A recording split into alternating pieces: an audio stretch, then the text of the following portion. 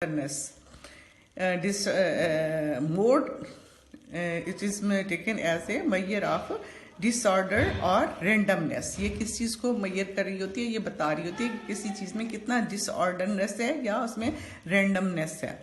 In the molecular arrangement of the system, उसके molecules के अंदर addition of the heat to a system produces violent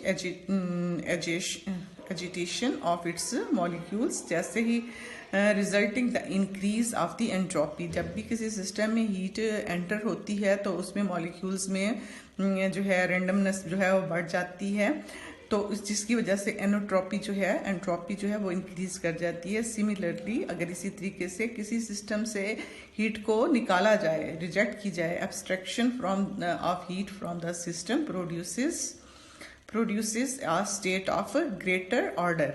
जैसे ही system में से हीट जो है वो एब्स्ट्रैक्ट होती है तो सिस्टम जो है वो ग्रेटर ऑर्डर में चला जाता है, resulting in the decrease of entropy. इससे एंट्रोपी जो है वो डिक्रीज कर जाती है.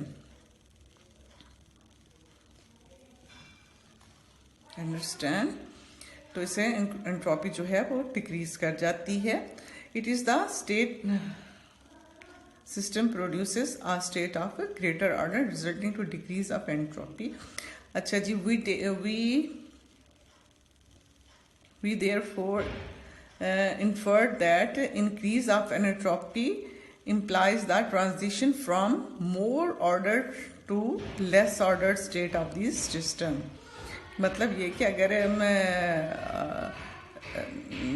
किसी सिस्टम में हीट जो है या एनर्जी एंटर होती है, इंक्रीज होती है, तो उसका मतलब है कि वो लेस ऑर्डर से स्टेट्स में चली जाती है, मोर ऑर्डर्ड स्टेट से लेस ऑर्डर्ड स्टेट में चली जाती है जब उसमें हीट एंटर होती है.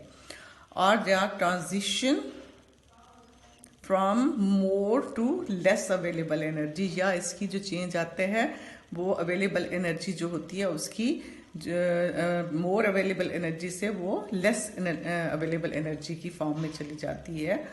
और इसके अलावा entropy like internal energy is a function of thermodynamic coordinates.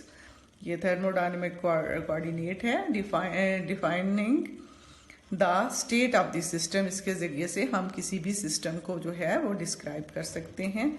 इसके अलावा इसकी एक और प्रॉपर्टी है एंट्रोपी की. ये क्या है? Entropy is the extensive property of the system. ये क्या है? सिस्टम की एक एक्सटेंसिव प्रॉपर्टी है.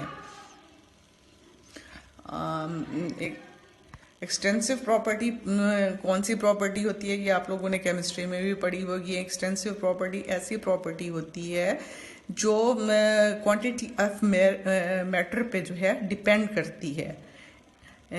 इंटेंसिव प्रॉपर्टीज़ वो प्रॉपर्टीज़ होती हैं जो क्वांटिटी ऑफ मैटर पे डिपेंड नहीं करती, और एक्सटेंसिव प्रॉपर्टी होती हैं जो मैटर पे डिपेंड करती हैं.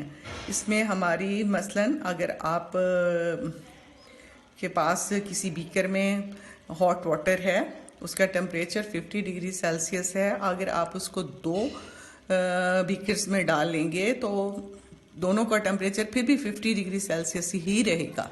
आप दोनों बेकर्स का देखेंगे. It means it does not depend upon the quantity of the matter.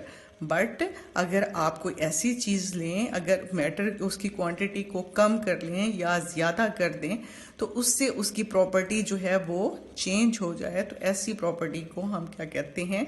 Extensive property कहते हैं. एंट्रोपी भी एक एक्सटेंसिव प्रॉपर्टी है. It depends upon the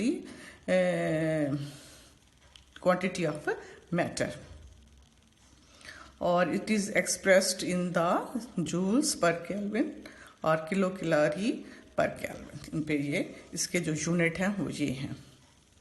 okay ji.